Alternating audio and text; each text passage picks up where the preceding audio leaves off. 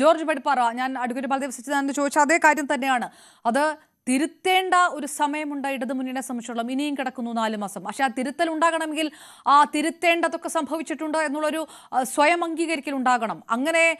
അങ്ങനെ ഒരു പ്രതിഫലനം ഈ നേതാക്കളുടെ പ്രതികരണത്തിലുണ്ടോ എന്നുള്ളത് ആദ്യ ചോദ്യമാണ്. അതിനുശേഷമാകാം കോൺഗ്രസിന്റെ അടുത്ത അജണ്ട എന്താകുമെന്നുള്ള രണ്ടാമത്തെ ചോദ്യം. ഇപ്പൊ തന്നെ താങ്കൾ സൂചിപ്പിച്ച ഈ തെരഞ്ഞെടുപ്പ് പരാജയത്തിന്റെ പശ്ചാത്തലത്തിൽ പാർട്ടിയിലെ മുതിർന്ന നേതാക്കളിൽ ഒരാളായിട്ടുള്ള ധനകാര്യ വിദഗ്ധനും ധനകാര്യ മന്ത്രിയും ഒക്കെ ആയിരുന്ന ശ്രീ തോമസ് ഐസക് പറഞ്ഞത് പാർട്ടിയിൽ തിരുത്തൽ ആവശ്യമാണ്. ഈ തിരുത്തൽ നയങ്ങളിൽ ഉണ്ടാവണം, അതുപോലെ തന്നെ പാർട്ടിയുടെ പ്രവർത്തനങ്ങളിൽ ഉണ്ടാവണം. ആ തിരുത്തൽ എല്ലാവർക്കും ബാധകമാണ് എന്ന് പറഞ്ഞാൽ മുഖ്യമന്ത്രി ശ്രീ പിണറായി വിജയൻ അടക്കം അങ്ങ് ഏറ്റവും താഴെ തട്ടിലുള്ള പാർട്ടി സംഘടനയെ നയിക്കുന്ന ബ്രാഞ്ച് സെക്രട്ടറി തലം വരെയുള്ളവരിൽ തിരുത്തൽ ആവശ്യമാണ് എന്നുള്ളതാണ്. പാർട്ടിയിലെ ഒരു അടിമടി തിരുത്തൽ ആവശ്യമാണ് എന്ന് തന്നെയാണ് അദ്ദേഹം വിവക്ഷിച്ചത്, അല്ലെങ്കിൽ അദ്ദേഹം ചിന്തിച്ചത് എന്നാണ് ഞാൻ കരുതുന്നത്. തിരുത്തൽ ആവശ്യമുണ്ടെന്നുള്ള കാര്യത്തിൽ ഒരു സംശയവുമില്ല. ഈ തെരഞ്ഞെടുപ്പ് ഫലത്തോടു കൂടി പാർട്ടിക്ക് അത് ബോധ്യപ്പെട്ടിട്ടുണ്ട്. അതായത് നമ്മൾ കാണുന്ന കാഴ്ച എന്തിനേയും ന്യായീകരിച്ച് വെളുപ്പിക്കാൻ ശ്രമിക്കുന്ന ഒരു പാർട്ടിയാണ് കുറെ കാലമായിട്ട് കാണുന്നത്. അടിസ്ഥാനപരമായിട്ട് വരുന്ന നയവ്യതിയാനങ്ങളെ പോലും ന്യായീകരിക്കുന്നു.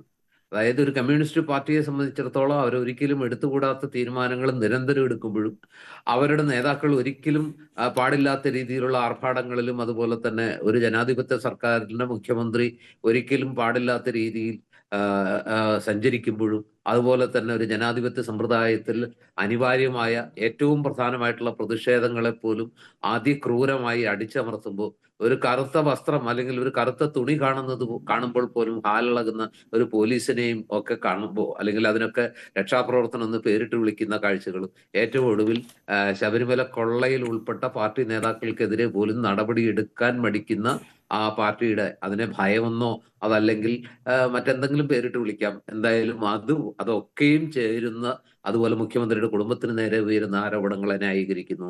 അങ്ങനെ നിരന്തരം ന്യായീകരണങ്ങളുടെ പേരിൽ ഏതെങ്കിലും ഒരു തെരഞ്ഞെടുപ്പ് 2021 തെരഞ്ഞെടുപ്പ് വിജയം, അല്ലെങ്കിൽ ആ തെരഞ്ഞെടുപ്പിൽ ഞങ്ങൾക്ക് കിട്ടിയ സപ്പോർട്ട്, ഞങ്ങൾ ചെയ്തതിനെല്ലാം, ഞങ്ങളുടെ നയങ്ങൾക്കെല്ലാം കിട്ടിയ അംഗീകാരമാണെന്ന് ആവർത്തിച്ച് പറയുമ്പോൾ വീണ്ടും ഒരിക്കൽ കൂടി ജനം ഓർമ്മിപ്പിക്കുകയാണ്, അല്ല, ഈ തദ്ദേശ ഭരണ തെരഞ്ഞെടുപ്പ് ഫലത്തിലൂടെ ജനം കൊടുക്കുന്ന കൃത്യമായ താക്കീത് ഇതൊന്നും അല്ല കമ്മ്യൂണിസ്റ്റ് പാർട്ടിയിൽ നിന്ന്, ഒരു കമ്മ്യൂണിസ്റ്റ് സർക്കാരിൽ നിന്ന് പ്രതീക്ഷിക്കുന്നത്. ആ പാർട്ടിയെ നയിക്കുന്ന, ആ പാർട്ടിയുടെ പ്രതിനിധിയായിട്ട് മുഖ്യമന്ത്രി പദത്തിലിരിക്കുന്ന ആളുകളിൽ നിന്ന്, മന്ത്രിമാരിൽ നിന്ന് പ്രതീക്ഷിക്കുന്നത് ഇതല്ല എന്ന്. ഇതിനെ ഈ പറഞ്ഞതുപോലെ ഈ വിരുദ്ധ വികാരത്തെ, ഈ ജനവിരുദ്ധ വികാരത്തെ, ഈ പറഞ്ഞതുപോലെ കോവിഡ് കാലത്ത് ക്ലിക്ക് ചെയ്ത ഈ കിറ്റ് കൊടുത്തൊക്കെ അതുപോലെ ഇത്തവണ പെൻഷൻ കൂട്ടി കൊടുത്തിട്ടൊന്നും പ്രയോജനം ഉണ്ടായില്ല.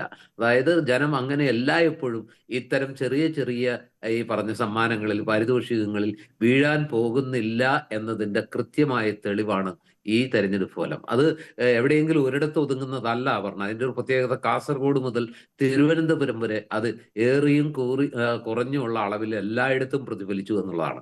അതുകൊണ്ടാണ് 6 നഗരസഭകളിൽ 5 കൈവശം ഉണ്ടായിരുന്നിടത്ത് ഇപ്പോ ഒരിടത്തും ഭൂരിപക്ഷം ഇല്ലാതെ 4 UDF-നും 1 മാത്രം അതും അറ്റപ്പറ്റ എന്ന് വേണമെങ്കിൽ പറയാവുന്ന രീതിയിലേക്ക് ഒതുങ്ങിയത്. ഗ്രാമപഞ്ചായത്തുകൾ കുത്തകയായിരുന്ന, ഒരു കാലത്തും ഇളകാത്ത ഗ്രാമപഞ്ചായത്തുകൾ പോലും അവരുടെ കയ്യിൽ നിന്ന് പോയതൊക്കെ ഈ പറഞ്ഞ ആ കമ്മ്യൂണിസ്റ്റ് പാർട്ടിയിൽ തന്നെ ഒരു വലിയ വിഭാഗം ഈ പറഞ്ഞ നയങ്ങളോട്, ഈ സർക്കാരിന്റെ പ്രവർത്തനങ്ങളോട് യോജിക്കുന്നില്ല. അവരുടെ മനസ്സിലും അതൃപ്തിയുണ്ട്, അവരുടെ മനസ്സിലും നിരാശയുണ്ട് എന്നുള്ളതിന്റെ കൃത്യമായ തെളിവാണ്. അത് നേതാക്കൾക്കിടയിലും ഉണ്ട്. തിരുവായ്ക്ക് എതിർവായില്ല എന്ന ആ ഒരു അവസ്ഥയിലേക്ക് പാർട്ടി പോകുമ്പോൾ അങ്ങനെയല്ല ഈ പാർട്ടി പ്രവർത്തിക്കേണ്ടത്.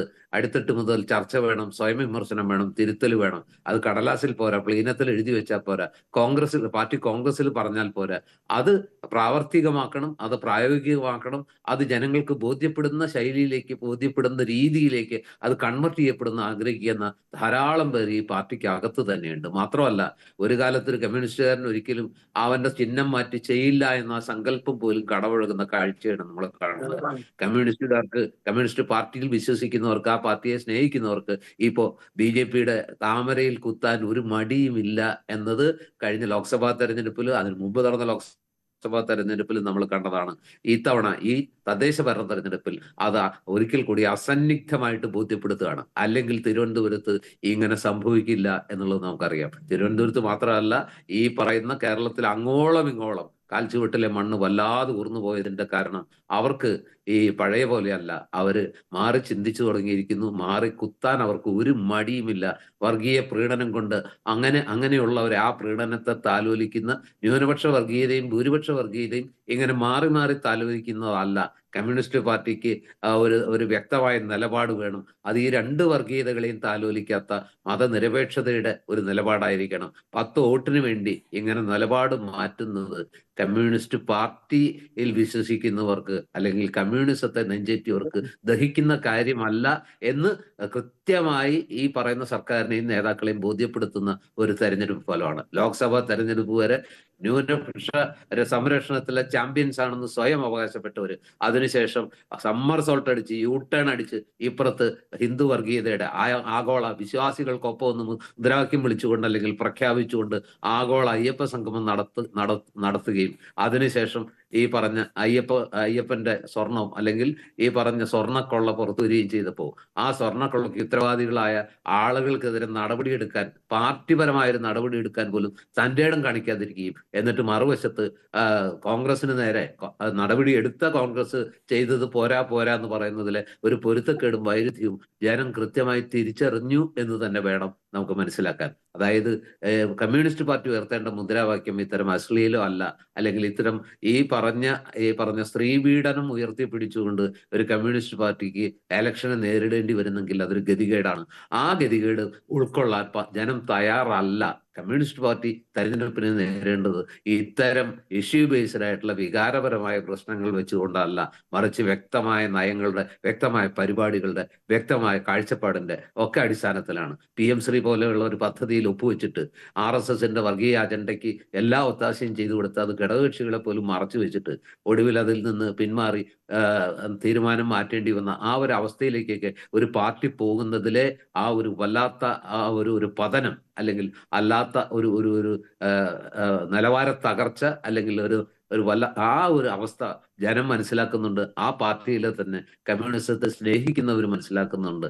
ആ മനസ്സിലാക്കിയവരെല്ലാം ചേർന്ന് അവരും ഈ സർക്കാരിന് എതിരെ ഉള്ള സർക്കാർ വിരുദ്ധത ഉൾക്കൊള്ളുന്ന മനുഷ്യരും ചേർന്ന് കൊടുത്ത വലിയൊരു ഷോക്ക് ട്രീറ്റ്മെന്റ് തന്നെയാണ് ഈ പറഞ്ഞ ഈ തദ്ദേശ ഭരണ തെരഞ്ഞെടുപ്പിലെ വലിയ തിരിച്ചറിയുന്നത്.